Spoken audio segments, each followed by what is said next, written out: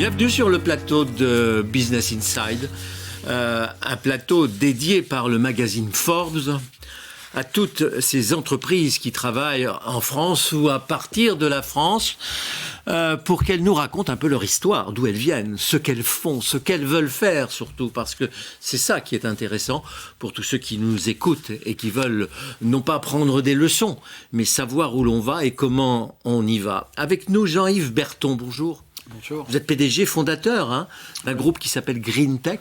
Oui. Et qui se compose d'un certain nombre d'entreprises qui tous travaillent dans ce qu'on appelle la green economy aujourd'hui. Voilà, la green economy, les biotechnologies. Oui. Mais une vraie entreprise. C'est pas une association, c'est pas un groupe politique, c'est pas... Non, on n'avait pas le choix. Quand on s'est créé en octobre 92, il fallait aller chercher du business, des ventes, puisque c'était ça qui allait nous nourrir et permettre le développement de l'entreprise. Alors, on va mettre un coup de projecteur sur Greencell. Oui.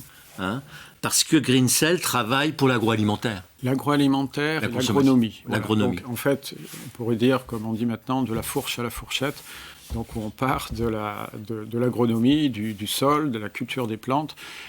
On s'intéresse à tout type de culture, d'ailleurs, les grandes cultures, les pommes de terre, le maïs, le blé, etc. Et puis également le maraîchage, les espaces verts avec les collectivités, les arbres fruitiers, la vigne. Voilà, on s'intéresse à la fois pour tout ce qui est biofertilisation et tout ce qui est produits de biocontrôle, c'est-à-dire les produits qui vont remplacer les pesticides. Oui, parce que c'est ça le problème. Oui. Le débat, qui est un débat d'actualité permanente depuis des années, c'est qu'est-ce qu'on fait avec les pesticides, qu'est-ce qu'on fait avec le Roundup, le glyphosate, qui porte un certain nombre de perturbateurs endocriniens et toutes sortes de choses qui ne doivent pas être très très bonnes pour la santé. Oui, qui sont bonnes pour la productivité en revanche. Et c'est bien là le problème.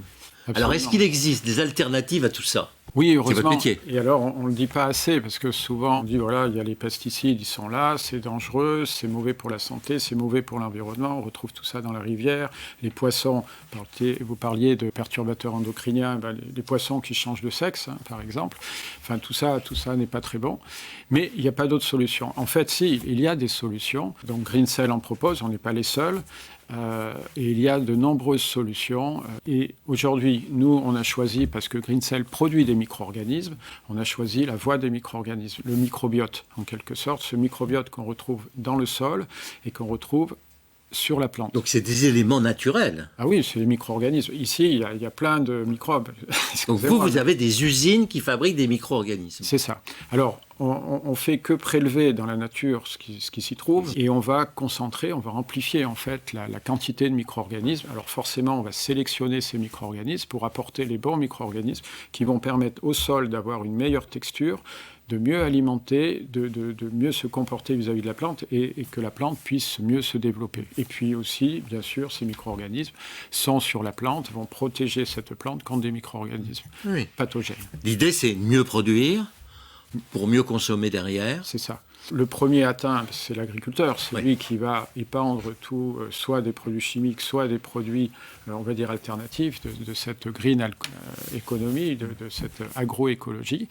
Donc forcément, on a tous vu des images du tracteur qui est dans le champ, qui pulvérise avec cette fumée qui arrive et que l'agriculteur... Donc tout ça, c'est des intrants chimiques.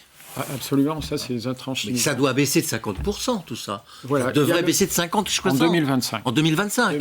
Ils sont vent debout contre ça. Parce qu'ils savent bien qu'ils vont pas y arriver. Ils vont pas arriver à leur rendement. Si l'agriculteur, il a compris, d'abord, il protège sa santé. Évidemment. En premier. Ensuite, c'est aussi un consommateur, donc il veut manger sainement. Oui, très responsable. Et il est souvent attaqué. Et ça l'ennuie beaucoup parce qu'il nourrit quand même, il se nourrit, il nourrit tout le monde. Et donc, il veut nourrir sainement.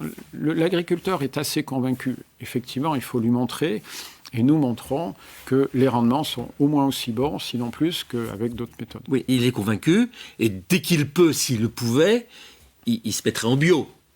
Ou en produits naturels, ce qui demande une transformation de 3-4 ans, mais il y en a beaucoup qui le font.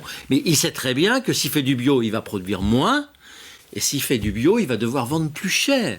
Entre le consommateur et le producteur, il y a le distributeur. Ouais, et le distributeur a compris qu'effectivement, lui aussi, il va faire un peu plus de marge, parce qu'il va pouvoir vendre un petit peu plus cher, il va vendre mieux, en fait.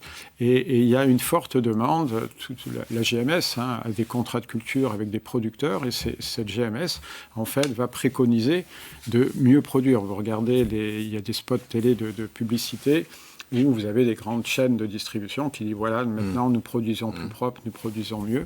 Et c'est ces interlocuteurs-là à qui on s'adresse, à la fois à l'agriculteur qui est convaincu, et puis aussi, bien sûr, à l'industriel, soit distributeur, soit transformateur. Vous passez par quelle distribution, vous, par quel créneau? La distribution agricole. Les coopératives. Les coopératives, les négociants, voilà, on passe par là. Mais on va aussi chez l'agriculteur pour mettre en place des essais, pour montrer que ça fonctionne. Et puis c'est chiffré, c'est mesuré.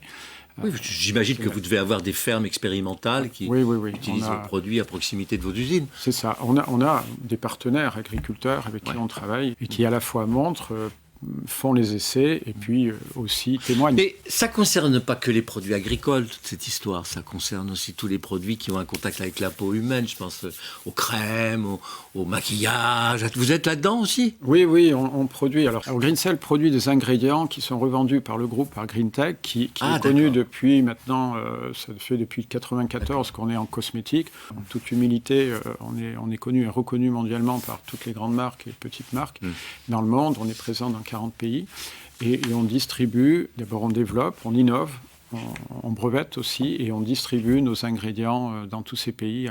Les 10 premières marques mondiales sont nos clients. C'est français tout ça?